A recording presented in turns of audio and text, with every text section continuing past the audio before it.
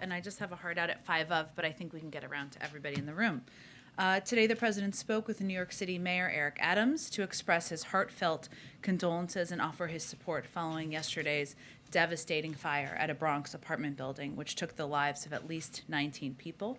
In the wake of this terrible tragedy, the president wanted to reach out to offer comfort and also offer support in case there's anything the mayor needs. Our hearts go out to everyone who was impacted, and we're very appreciative of the heroic work of the first responders who were on the scene so quickly. I know some of you have asked about assistance. I'm not aware of any requests for federal assistance, but of course we will let you know if there's anything to share, and we will remain in close contact with leaders there as well. With that, Zeke, why don't you kick us off? Thanks, Jen. Starting with the talks in Geneva right now, has the president been briefed on the round of negotiations of the past couple of days, and what is the current U.S. government assessment of Russian intentions when it comes to eastern Ukraine? Well, the president meets, as you know, regularly with his national security team, members of his national security team, as he did this morning. I don't mean a formal NSC meeting. I mean the regular PDB meeting where he receives regular updates. As you know, those talks just ended late this morning. I think you probably have all seen Deputy Secretary of State Wendy Sherman did a briefing following the conclusion of those as well. I would just reiterate some of the points that she made, of course, that these talks were frank, and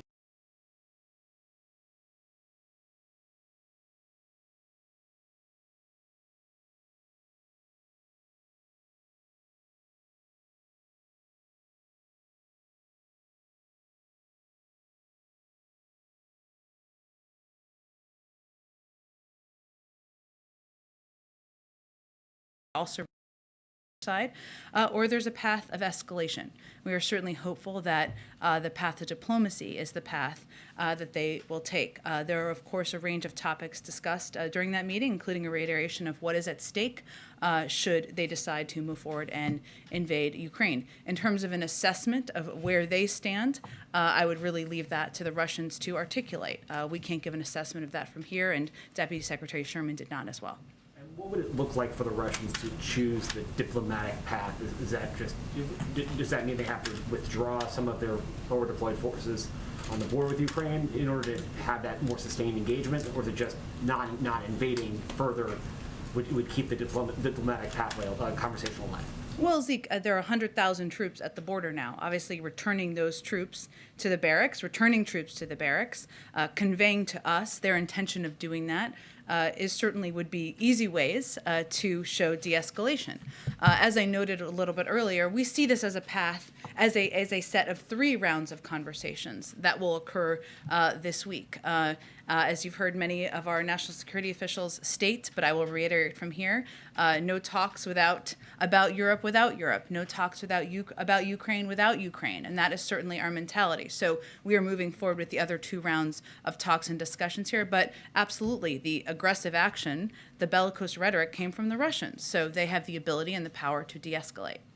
Turning to the president's trip tomorrow to Atlanta, Kareem got this question on the plane on Friday, but a number of advocates for voting rights and other issues down there have said the president should not come down unless he has a plan to actually pass voting rights legislation. What is the president's plan to pass that, or is he going down there without a plan? Well, his plan is to sign voting rights legislation into law. That requires a majority of senators to support it, even if there are changes to the Senate rules, which is something the president has expressed an openness to. But let me give you a little bit of a preview of what people can expect to hear from him tomorrow. I would just note that the backdrop of where he's going is vitally important here as we were planning the trip. It's in a place with profound civil rights history, the Atlanta University Center Consortium on the grounds of Clark Atlanta University and Morehouse College in Atlanta. The president will forcefully advocate for protecting the most bedrock American rights, the right to vote and have your voice counted in a free, fair, and secure election that is not tainted by partisan manipulation. He'll make clear in the former district of the late Congressman John Lewis that the only way to do that are for the Senate to pass the Freedom to Vote Act and the John Lewis Voting Rights Advancement Act.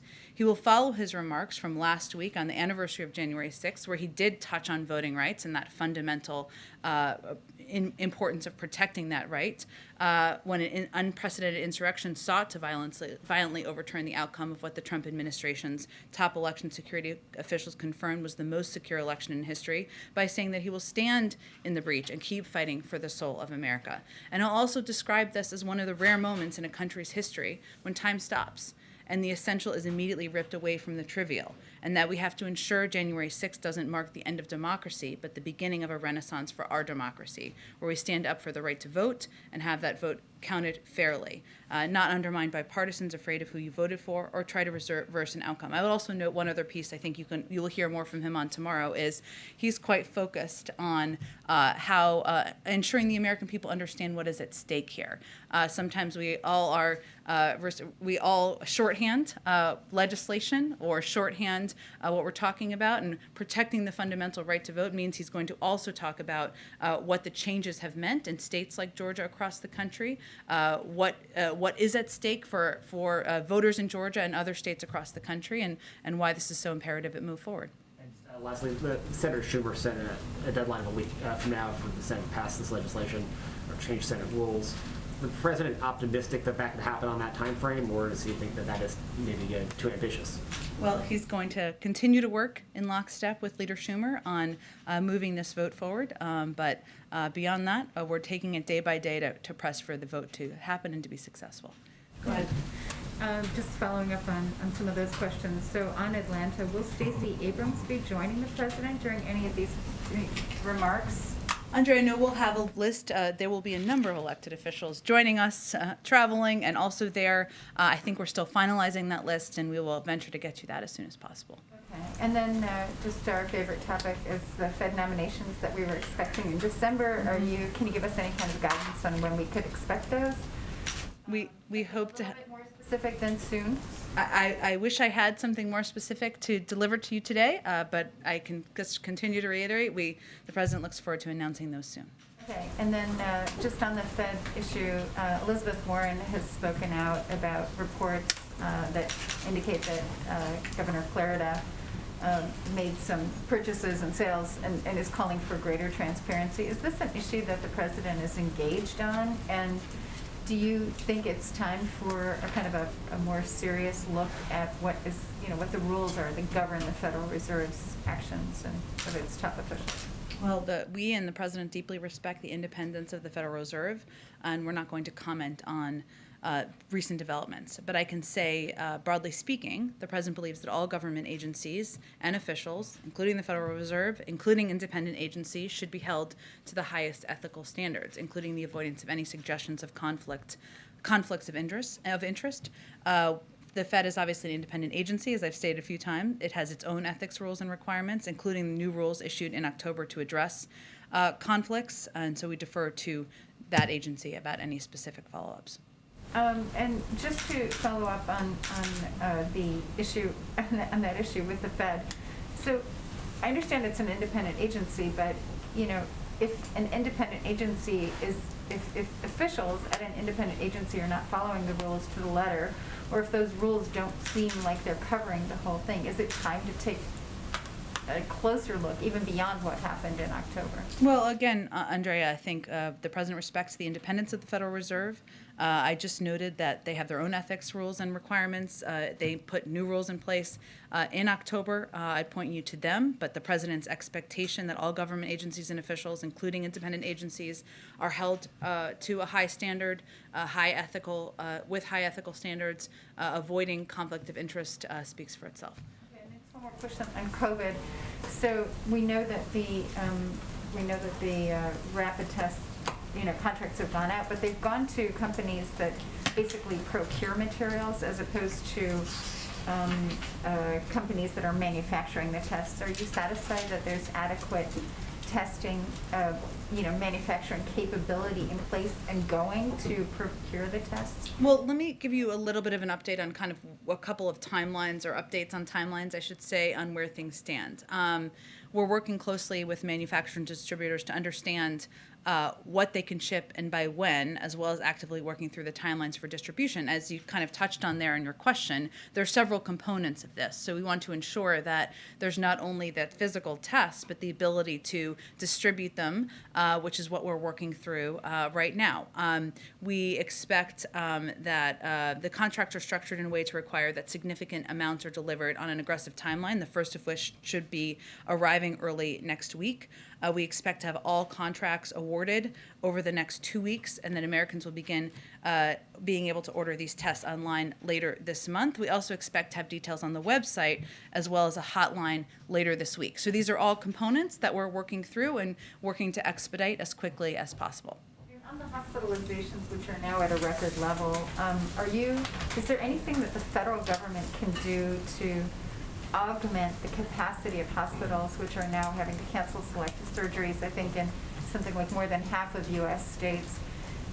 Is that something where DOD could come in with mobile field hospitals, perhaps to just offer additional capacity? Well, we actually have deployed a number of resources from to surge resources over the course of the last several months. We will continue to do that, and we're working with local health authorities, state leaders, local leaders to determine where there are the greatest needs. But we have deployed a range of resources, many of them through FEMA, to ensure that local communities who have higher surges or needs in different ways, I should say, have resources from the federal government.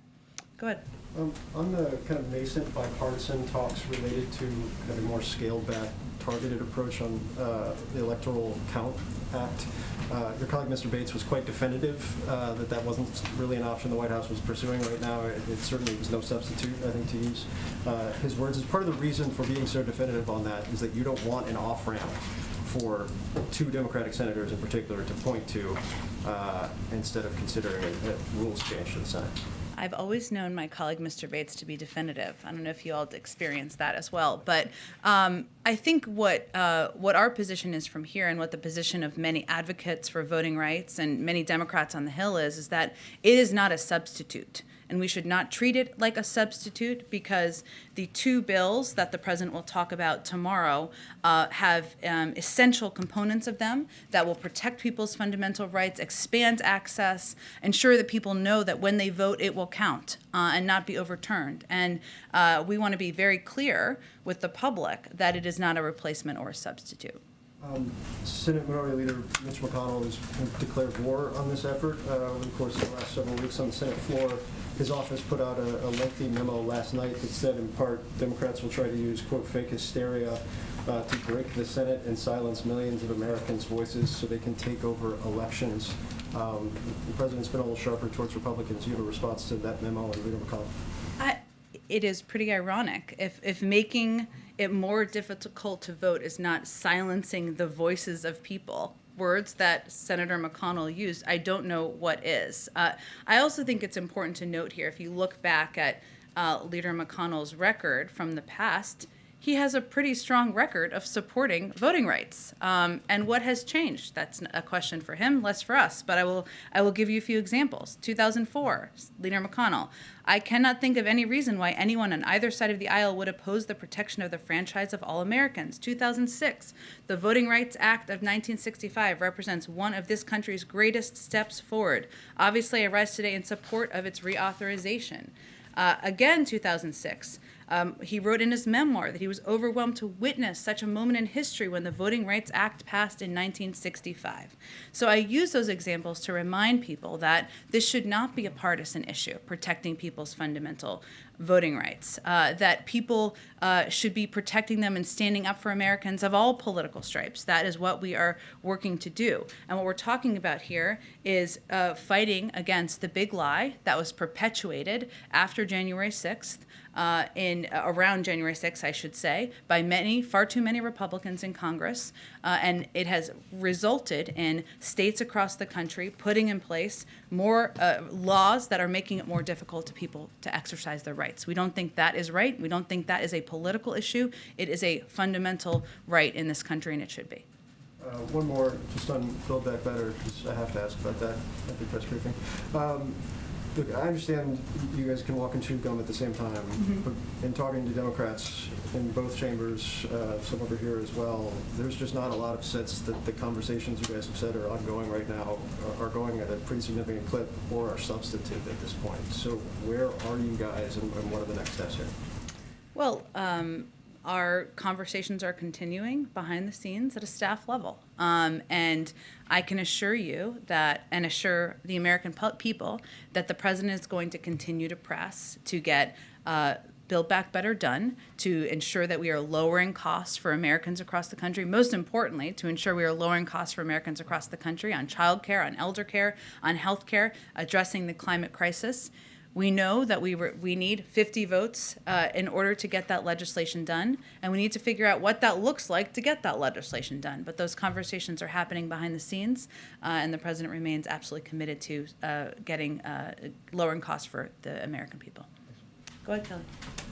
On voting rights, when you do hear the criticism from some advocates about don't come without the plan, or others who say the president has not been personally enough involved, as he heads to this, does he feel he has the political influence to be the tipping point this week? Well, Kelly, it's a hard question to answer, because really what we're talking about is whether we can get enough votes in Congress to get this done.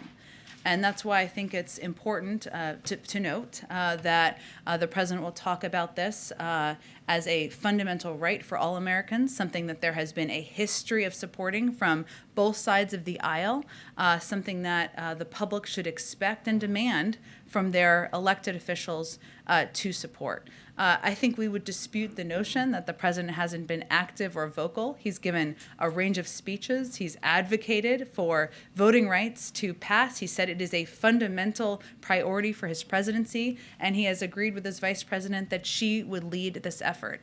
We understand the frustration by many advocates that this is not passed into law yet. He would love to have signed this into law himself, but tomorrow is an opportunity to speak about what the path forward looks like, to advocate for this moving forward in the Senate.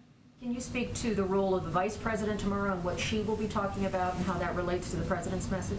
Absolutely. The vice president, of course, has an important role to play here as the person who is leading this effort and will continue to lead this effort from the administration. She has worked to date to help build a groundswell of support, something that many grassroots advocates have been working on for many years now, but she has met with a number of these advocates. She has engaged, and she's going to continue to speak about voting rights across the country.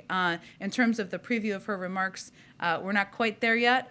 Maybe we'll have some more to say about hers and the president's later this evening. We'll see. And as the president has heard feedback from Geneva on the state of the negotiations or conversations there, is he giving any sort of incremental instructions to Wendy Sherman and the team about things he would like introduced into the talks, or is he leaving that to be an on-the-ground sort of discussion for those who are in the room and handling it physically there?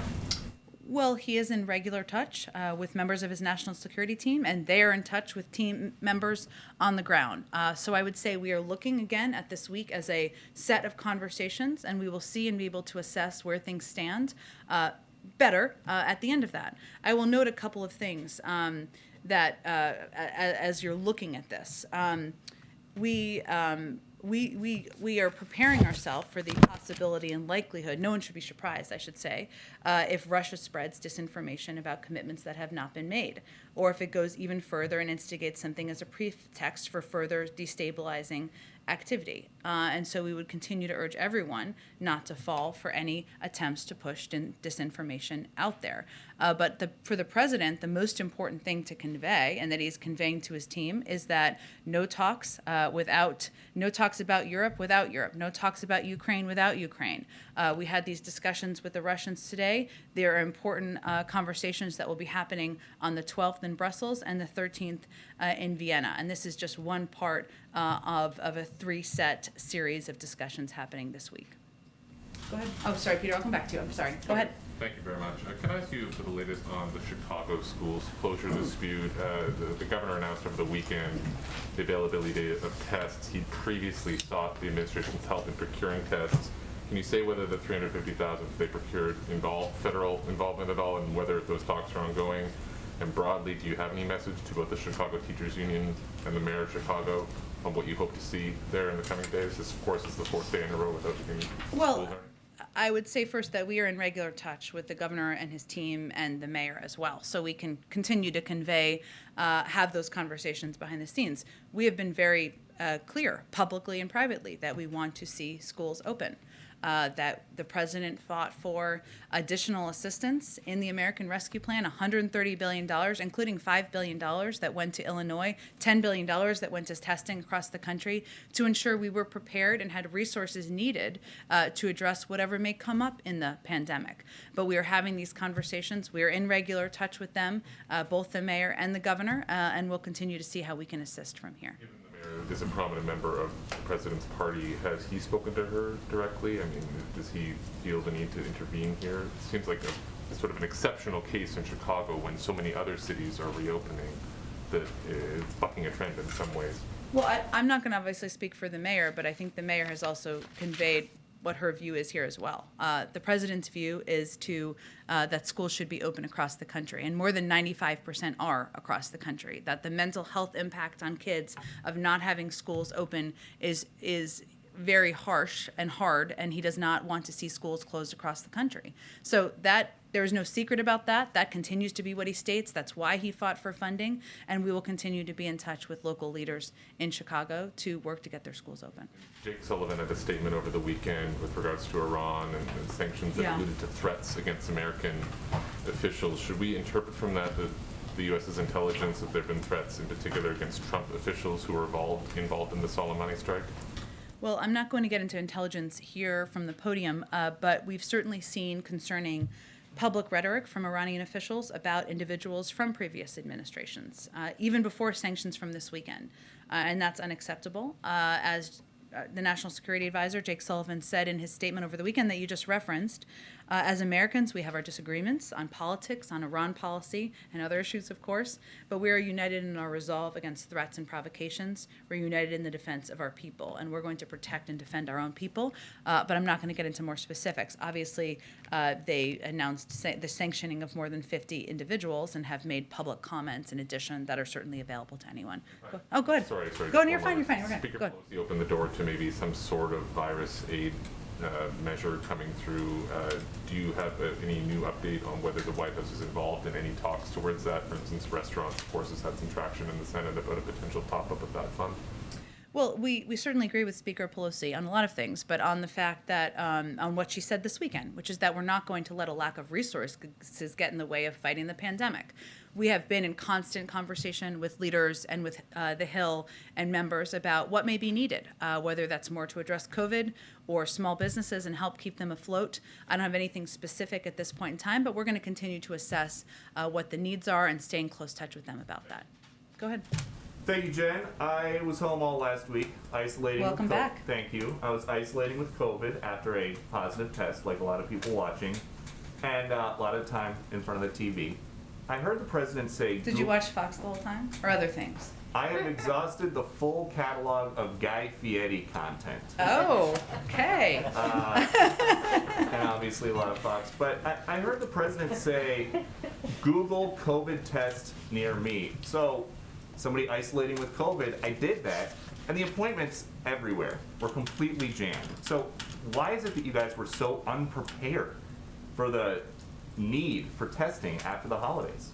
Well, Peter, I'm happy to see you back and well. I would second say that there has been a massive surge in cases, as you know, and we're a part of, in D.C. and New York. And there's been an unprecedented, and other parts of the country as well, there's been an unprecedented demand for tests. So what we have done over the course of the last few weeks, even before that, is the president quadrupled our testing capacity since the summer.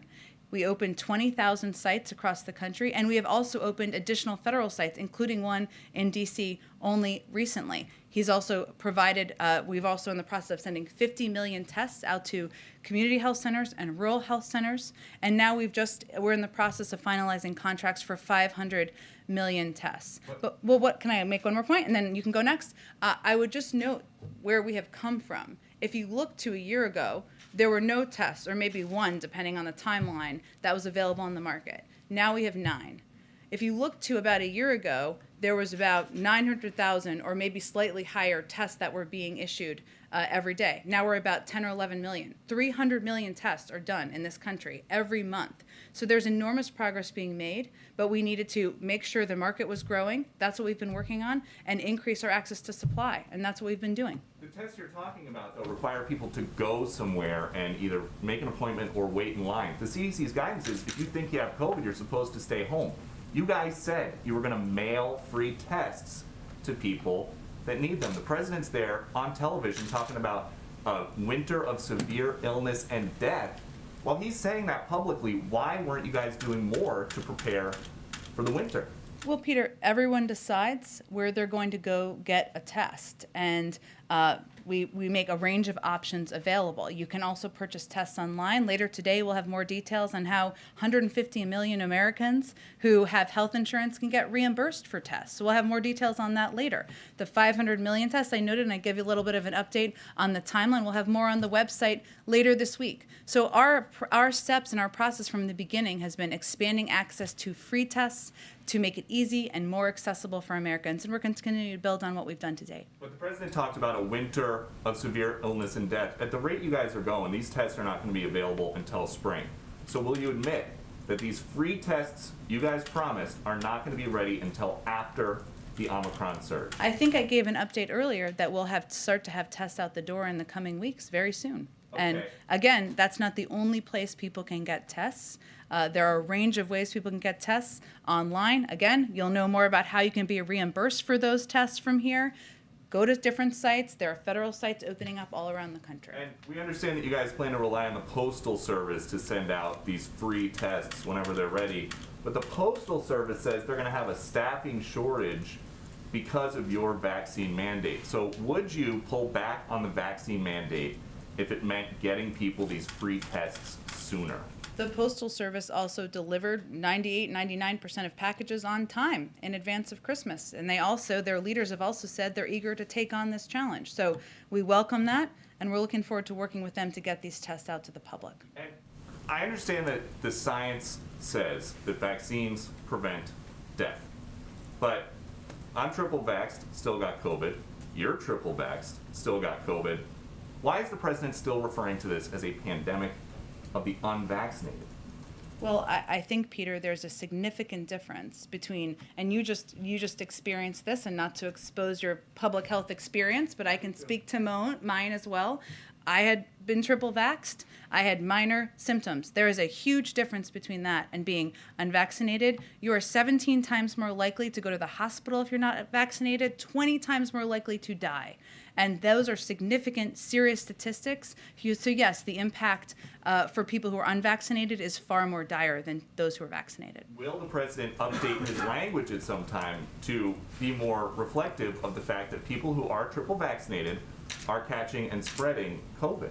I think the president has said, as have we a number of times, that there will be breakthrough cases. There will be people who get COVID here, at different media organizations, at companies around the world, around the country, who have been vaccinated. But there is a significant difference between being hospitalized or dying and being vaccinated with more mild symptoms. And then last one, you guys have been very aggressive countering COVID misinformation. So what do you guys think about COVID misinformation coming from the Supreme Court and Sonia Sotomayor's false claim that over 100,000 children are in serious condition, many on ventilators? Well, I'm not going to speak to Supreme Court arguments or statements made in those arguments, but I will tell you that what is at stake here is our effort to protect health workers and, most importantly, protect patients with the CMS rule, and also to make workplaces safer with the OSHA rule, which we have confidence in our legal argument for. So I will leave it to them to decide, but that's what's being argued now. Go ahead. Getting ahead of the president before a major speech is one of your favorite things to do. With that being said, I'm going to try this question anyway. You mentioned that over the past year, President Biden has expressed more openness about taking a look at filibuster rules, especially when it comes to voting rights. Is that a topic you expect him to directly address tomorrow and get into? Yes. is there an announcement in terms of whether he'll be more forceful or whether he'll have any specific thing to say other than I'm open to the idea? The president has spoken to this issue a number of times, as I've said before, including as recently as December, where he said that if that is how we get this done, I'm open to that. But again, he's working on his speech.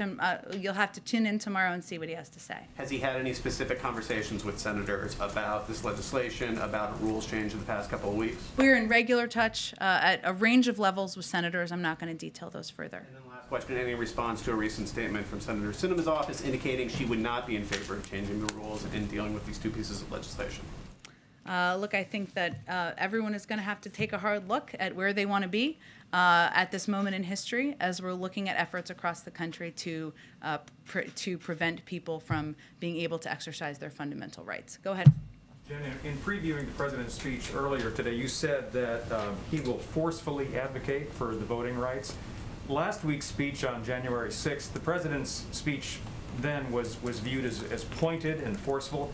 In terms of the tone of tomorrow's speech, should we expect something along those lines? Well, I would say that the president will certainly be clear about what is at stake here and how important it is to protect people's fundamental rights across the country. He felt that speaking to this warranted a moment where he was going to give a full speech on it. That's exactly why he's going to Georgia, a place with enormous history on civil rights issue, unfortunately enormous recent history on efforts to suppress the vote. So that is why he's going there. But January 6th, it's all connected in his view, was certainly a day where he needed to speak very clearly about the role of his predecessor. And just one on COVID, could you expand just a little bit about on what the president said last Friday when he was asked about controlling COVID? When he mentioned the new normal, was he moving away from his campaign pledge of shutting down the virus or changing the messaging at all about COVID-19? What he's referring to is the fact that we have now, we're in a different place than we were a year ago.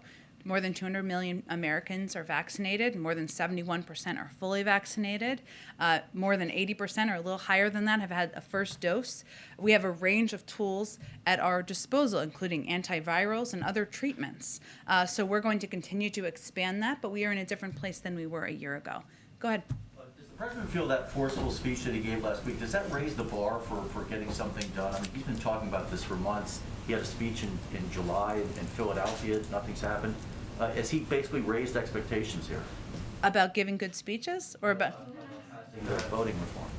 I think he believes the stakes should be raised. He wouldn't be going to Georgia tomorrow, a place where there is enormous history of civil rights leaders, of his friend John Lewis advocating for fundamental rights, including voting rights, if he wasn't ready and prepared to elevate this issue and continue to fight for it. The administration has said that schools have the resources to remain open, yet we're seeing closures, including Chicago. There's still a lot of teachers staying away, either due to illness or fears, other school personnel. So what is the White House prepared to do in the event of other school closures due to lack of personnel? Well, I think it's important to note that more than 95% of schools across the country are open. And in part because of the resources that they were able to receive from the American Rescue Plan. It enabled them to hire more bus drivers, maybe hire more teachers, put in place additional mitigation measures. Many secured testing contracts to ensure that there could be regular testing at their schools. There are some parts of the country where all of those resources haven't been deployed yet. Of course, the Department of Education will continue to work with them, and our Department of Education has also taken steps far in advance of the last few weeks to work with states on anticipating and preparing for labor shortages. So we are in touch at every level. What our position continues to be is that schools need to be open. We are on the side of schools being open. We believe that there are the mitigation measures, the steps, and the resources to do exactly that. Go ahead. Thank you, Jen. About those mitigation efforts, one way in which to reduce the spread of COVID is through the use of masks. And health officials have said that these cloth masks are virtually useless. You need to use, they say, a KN95, a K95 mask. And as I travel around the country, I see very few people oftentimes wearing these types of masks, the KN95 mask. And my question is there a federal effort to make certain that these types of masks are available in the inner city, in rural America, for people just getting on an airplane? Because this is a better type of mask, as Dr. Fauci has said, than a cloth mask. Well, I would just note that the CDC guidance continues to be a well-fit mask is the best mask to be wearing. They haven't changed that guidance as of now. In terms of how these resources, if we talk about schools and keeping schools open can be used, the purchase of masks certainly could be a part of that. It's up to school districts and local school districts to make those decisions. We also, of course, work with community health centers, rural health centers, local health leaders on what they feel their needs are and how resources from the American Rescue Plan and COVID packages in the past should be spent. But the guidance has not changed from the CDC, but we do listen to local health leaders on what their needs are and how the resources that have already been approved can be effectively deployed. There's no money then that could be taken from the American Rescue Plan devoted towards this federal effort? I don't think that's what I said. I think. Sure. Well, $130 billion of the rescue plan was for schools. That can be used in a range of ways. And so some of that money has not even been spent yet. It is all in states, but I think there's an allowance for that. But I can certainly check if there's more specific measures. I just think it's important to note that the CDC has not changed their guidance on masks. Talks that took place in Geneva today between the U.S. and Russia. The last time that President Putin spoke about this impasse that exists was during his end-of-the-year press conference. And during that end-of-the-year press conference, President Putin said, the ball is in the U.S. court on this particular issue, which is different than what you said when I asked you that same question in early December. Do you disagree with that contention that the ball is in the U.S. court here? Well, I think it's not just about me disagreeing. The facts disagree with that. Russia and President Putin has built up a troop presence of 100,000 troops on the border of Ukraine. They have used bellicose rhetoric. It is up to them to determine if they are going to de-escalate. If there is a diplomatic path forward, that is a path forward that remains open. But certainly, it's up to President Putin to make those choices. I just want to get to everyone, so let me try to jump around to everyone before I have to go. Go ahead. Thank you, Jen. Just two quick questions. I wondered, a group of congressional Democrats wrote to the White House urging the president to use executive power to essentially use the Defense Production Act to manufacture enough rapid tests so that Americans could each take one test per week. I wonder if the White House had any response to that, and if they think that is, an achievable goal, something that they would shoot for, or just any response to that letter. Well, we've seen that letter. The good news is that we agree, and we're already doing most of what's in that letter. So we use the Defense Production Act to drive production of these tests, and we'll do so again when it can accelerate production and delivery of these tests. We deployed $3 billion procurement of tests. We used $3 billion to procure tests, which became a major driver in increasing and expanding the market for tests. And the president's plan to procure and distribute 500 million tests to all Americans is in and of itself providing a major stimulus for global production of these tests. We agree. That's why we've already used the Defense Production Act. I know they referenced the hotline. There'll be more details on that this week.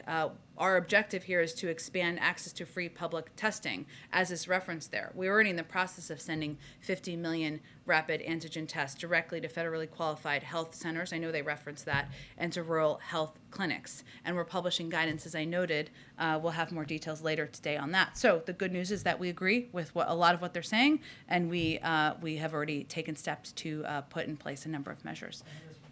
You mentioned, to follow up on the Chicago schools issue, you mentioned that the administration has been in touch with the mayor and the governor. Has anybody from the administration been in touch directly with the teachers union? And if not, why not? We are in touch regularly with the teachers union and have certainly been, but I don't have any more details. Go ahead.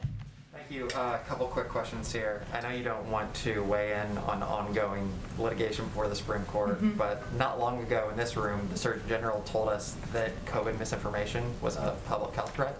I'm wondering if the White House is at all concerned, given Supreme Court Justice Sotomayor's remarks about the Omicron variant, that maybe the danger is being overhyped and your message is not getting out? I think I just addressed this. Didn't I answer this question?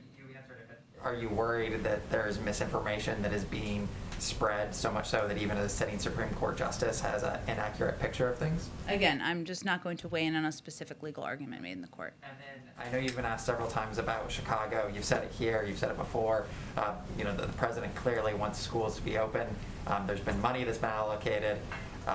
Can we expect that the president will be more aggressive and use the bully pulpit to tell teachers unions in Chicago to get black in the classroom? I mean, this is the nation's third largest school district. Well, again, I would note the president has been very clear, as we have been clear. We are on the side of schools being open. That is why he advocated for funding in the American Rescue Plan, and we will continue to convey that clearly because he believes the mental health impact on kids could be dire, and it is imperative that kids are in the classroom. More than 95% of schools across the country are doing exactly that, and we're hopeful that will continue to increase. One more, yeah. Quickly, in December, you and I talked about the Afghan women who had been honored here at the State Department. Sources are telling us right now currently that some of these women are being told that before they can apply for refugee status, they need to leave the country. And if they do that, though, the odds are good that their bank account will be seized, and that process is a 2-year-long process. Are there any additional resources that are going to them currently? I know it's a challenging situation and it's in flux, but is there anything more you can tell us about trying to get those? Let me check on more specific details. Obviously, the State Department is overseeing all of our programs, and we're continuing to work to get more people out, but I will see if there's more details on this, and I'll ask them specifically. Go ahead in the way back. Thank you. I wanted to ask you about India-US relationship. What is on President's agenda for this year when it comes to the world's two largest democracies, India and the US? Well, as you know, back in September, the president hosted President Modi at the White House, and their meeting was about launching a new chapter in the history of the U.S.-India relationship. At that time, the two leaders laid out their shared vision for the U.S.-India relationship, and will continue to work closely this year. You can expect our governments will be moving forward on a wide-ranging set of initiatives, from cooperating to fight the pandemic, scaling up action to address climate change, working bilaterally and through the Quad, expanding our cooperation in trade and investments, cyber, and in new and emerging technologies. And continuing to talk about, and as always, we are focused on strengthening the deep ties between our people and our shared democratic values that underpin the relationship. But obviously, we're going to continue to build from here. Quickly on China's aggressive behavior on its border with India. Does this come into your talks with the Chinese? Is the U.S. sending any message to the Chinese on this? Well, we continue to closely monitor the situation. We continue to support dialogue and peaceful resolution of these border disputes. We've been pretty clear how we view Beijing's behavior in the region around the world. We believe it can be destabilizing, and we're concerned by the PRC's attempt to intimidate its neighbors. We'll continue to stand with our partners on that. Last one. Go ahead. Goldman Sachs is saying that there's going to be 4 rate hikes this year. The Federal Reserve indicated maybe 3. If they move a quarter of a point, the Committee for Responsible Federal Budget says that 3 hikes would add an additional $175 billion a year to a debt payment alone. So does this change the thinking of the White House in terms of how much spending the president wants to do as the rate hikes start to come in? Well, first, I always like to say monetary policy is the purview of the Federal Reserve, and we respect their independence. Interest rates have been, kind of as you touched on there, at historically low levels during the pandemic. We always knew that as the economy recovered and gained strength, interest rates would rise to more historically typical levels.